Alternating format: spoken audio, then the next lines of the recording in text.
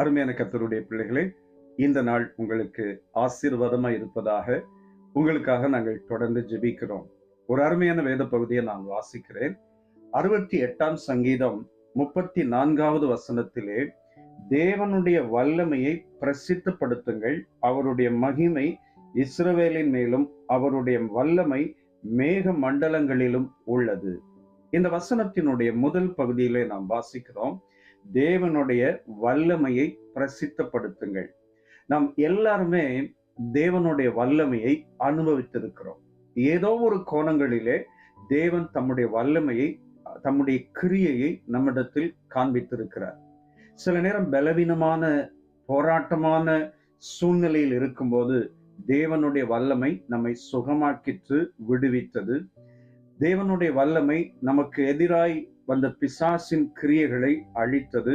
இப்படி நிறைய விஷயங்களை நாம் தேவனுடைய வல்லமை குறித்து நம்முடைய வாழ்க்கையில் அனுபவித்ததை குறித்து சொல்லிக் கொண்டே போகலாம். ஆனால் இந்த வசனத்தின் மூலம் இந்த காலை நேரத்திலே ஒரு காரியத்தை நான் உணர்த்த விரும்புகிறேன். என்னவென்றால், தேவனுடைய வல்லமையை அனுபவித்த நாம் அதை பிரசித்தப்படுத்த வேண்டும், அதை சொல்ல வேண்டும்.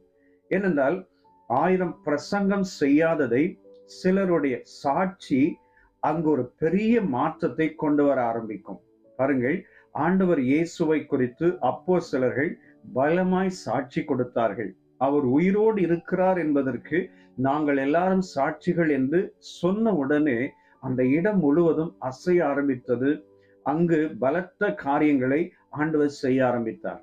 பாருங்கள், இயேசுவை குறித்து அவர் உயிரோடு இருக்கிறார் என்பதை குறித்து அவர்கள் சாட்சி சொல்லும் போது அங்கு ஒரு பலத்த காரியம் நடந்தது. அதே போல நம்முடைய வாழ்க்கையில நாம் இயேசு உயிரோடு இருக்கிறார் என்பதற்கு சாட்சியாய் நாம் அனுபவித்த அநேக தேவனுடைய வல்லமையான காரியங்களை நாம் மற்றவர்களுக்கு சொல்லும் போது அவர்கள் தொடப்படுவார்கள், விடுவிக்கப்படுவார்கள். சில நேரம் எவ்வளோ வசனத்தை சொன்னாலும், எவ்வளோ பிரசங்கம் பண்ணினாலும் சிலருடைய மனதிலே அவர்களுடைய பாரத்தையோ அவர்களுடைய வேதனையோ எடுத்து போட முடியாது. ஆனால் சில சாட்சிகள் அவர்களை தொட ஆரம்பிக்கும் போது அவர்கள் உற்சாகம் அடைவார்கள். அவர்கள் வாழ்க்கையில ஒரு பெரிய மாற்றம் வரும்.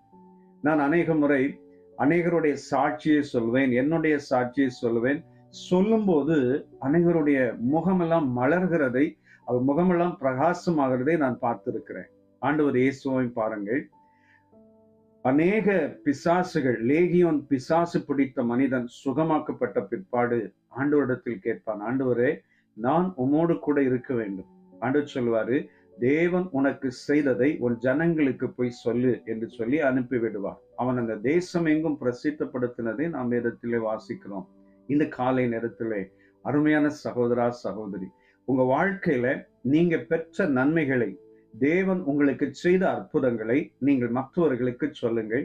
அது சொல்லுகிறது நிமித்தமாய் அநேகர் ரட்சிக்கப்படுவார்கள், விடுவிக்கப்படுவார்கள், ஆறுதல் பெறுவார்கள்.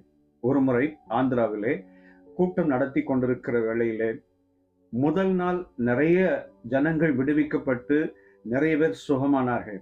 2ஆம் நாள் கூட்டத்திலே நான் அந்த பாஸ்டரிடத்திலே சொன்னேன், பாஸ்டர், இன்னைக்கு ஓப்பன் கிரவுண்ட்ல நடத்துறீங்க, நேற்றைய தினத்திலே சுகமானவர்களை சிலரை தெரிந்தெடுத்து அவர்களை சாட்சி சொல்ல வையுங்கள். நீங்கள் சாட்சி சொல்லும் போது தேவன் செய்கிற கிரியை பாருங்கள் என்று சொல்லி அவர்களுக்கு சொன்னேன். அவர்கள் ஆராதனை முடிந்த பிற்பாடு ஒரு 7-8 பேருக்கு அனுமதி கொடுத்து சாட்சி சொல்ல வைத்தார்கள். கொஞ்ச நேரத்திலே அந்த கிரவுண்ட் முழுவதும் நிரம்பினது. ரோடு கூட எல்லா ஜனங்களாலும் நிரம்பினது. எல்லாரும் தேவனுடைய வசனத்தை கேட்டார்கள். பாருங்கள், சாட்சி, நாம் தேவனுடைய வல்லமையை பெற்றுக்கொண்ட சாட்சி அநேகரை தொட ஆரம்பிக்கிறது. இந்த காலை நேரத்திலே சகோதரா, சகோதரி, உங்க வாழ்க்கையில தேவன் நிறைய அற்புதம் செய்திருக்கிறார். நீங்கள் தேவனுடைய வல்லமையை கண்டிருக்கிறீர்கள். நீங்கள் அதை பற்றி சாட்சி சொல்லுங்கள்.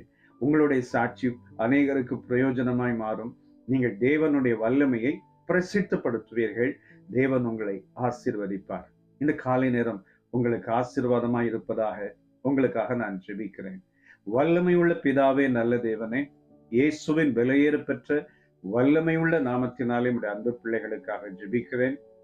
அவர்கள் பெற்ற சாட்சியை ஆண்டவரே, அப்போஸ்தலர்கள், ஆண்டவரே, அநேகர் பிரசித்தப்படுத்தினது போல தேவனுடைய வல்லமையை உம்முடைய பிள்ளைகள் பிரசித்தப்படுத்த தேவன் உதவி செய்யுங்க.